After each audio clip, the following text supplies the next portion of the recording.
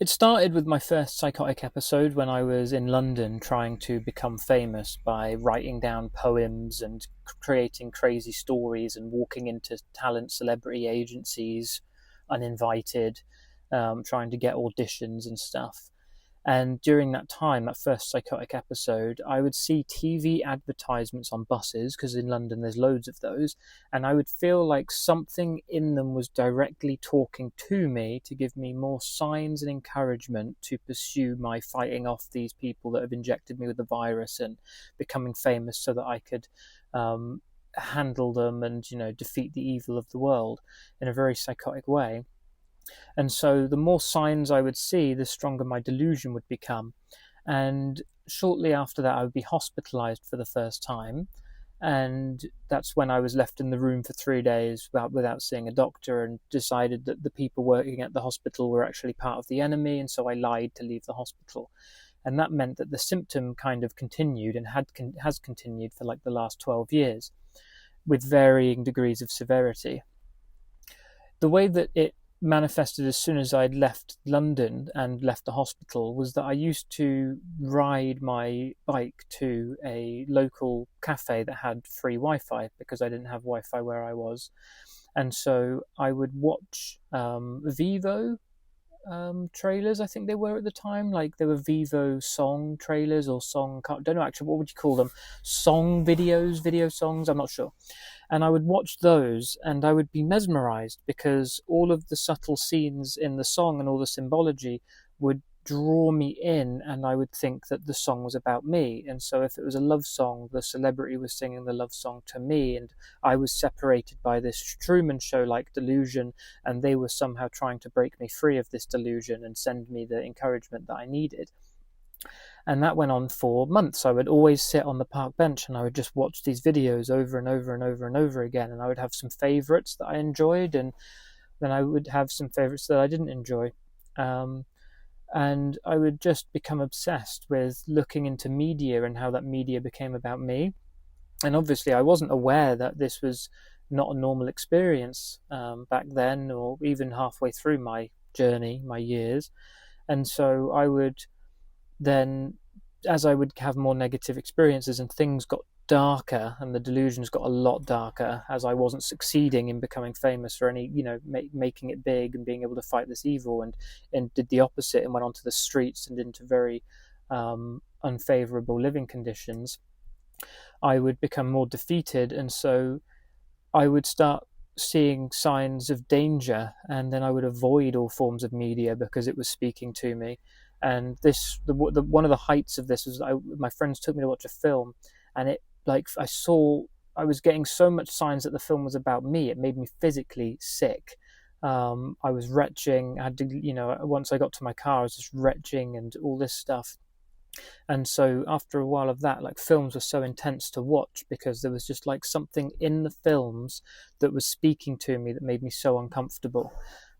Now what I think about that is that I was seeing archetypes or numinous symbols that have some tie-in to like the subconscious and unconscious entities of the mind, very Jungian idea archetypes and Freudian personalities. And I think that those were repressed elements of myself that I was seeing in the films.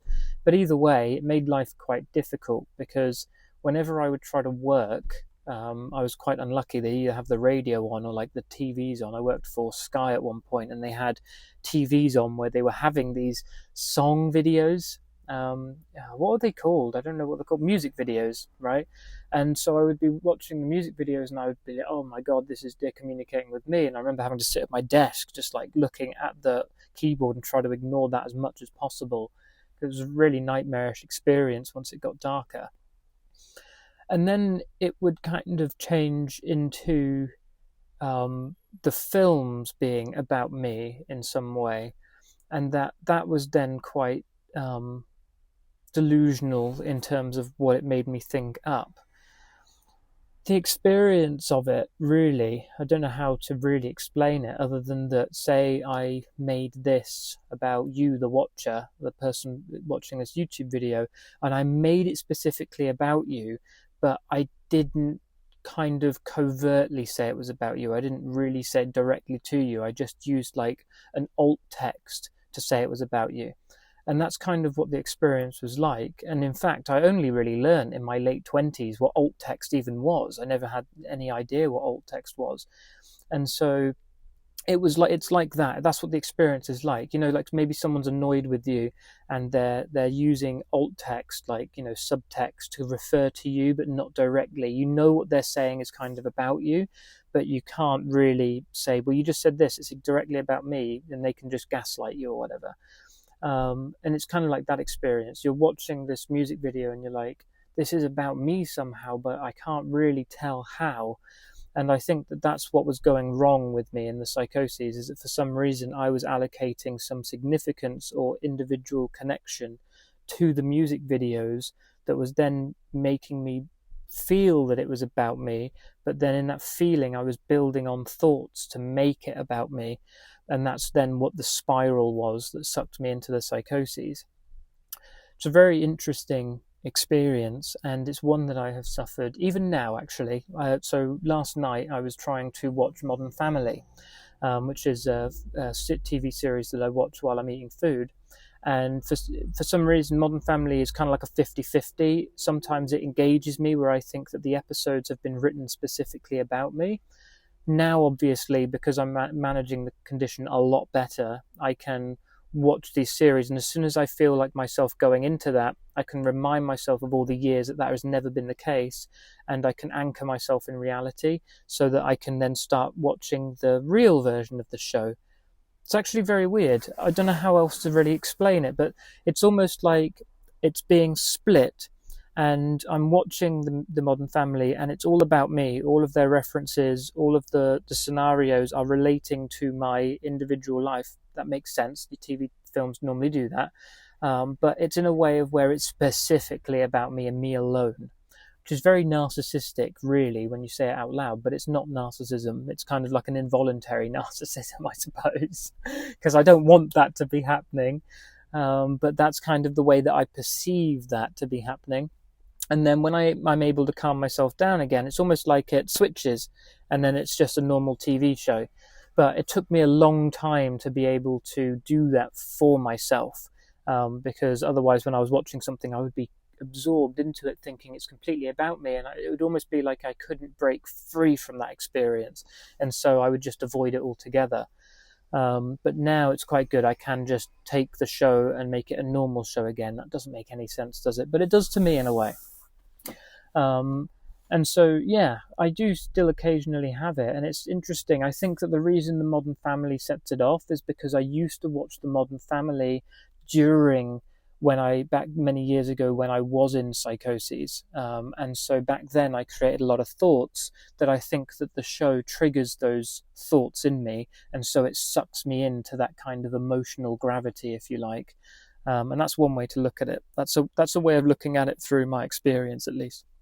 And now that I have focused on maintaining proper thoughts and thought structures and all this stuff, habits I talk about in other videos, and acknowledgement of a subconscious narrative underlay, I'm able to switch it back into being a normal TV show, which is good because I've exercised that ability a few times.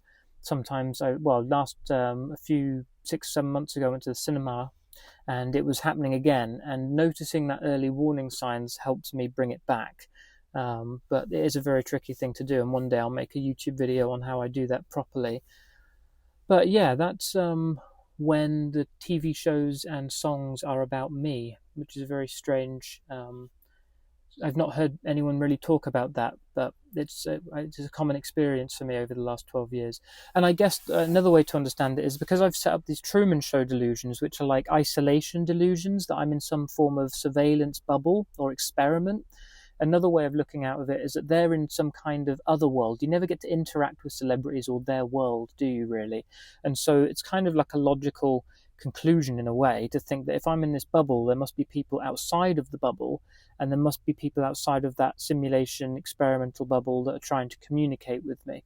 And that's kind of, I think, the logic that would go on in my brain behind the scenes that would create that experience in a way. So yeah, that's my video. Have a good day.